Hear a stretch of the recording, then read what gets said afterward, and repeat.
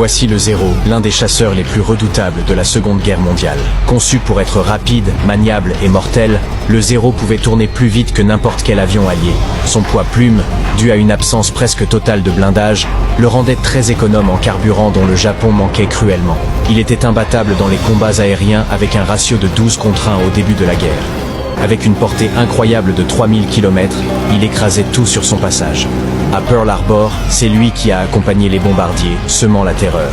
Mais cette suprématie a un prix. Pour être si léger, il sacrifie la protection de ses pilotes. Une fois touché, il s'enflamme facilement, laissant peu de chances de survie. Les Alliés ne tardent pas à découvrir cette faiblesse et adaptent leur tactique. Des avions plus modernes comme le F-6F L4 finissent par surpasser le Zéro. Ce qui était autrefois une arme imparable devient rapidement un cercueil volant. Étant le chasseur le plus produit par le Japon avec plus de 10 000 appareils, c'est celui que les kamikazes utiliseront le plus dans les dernières heures de la guerre.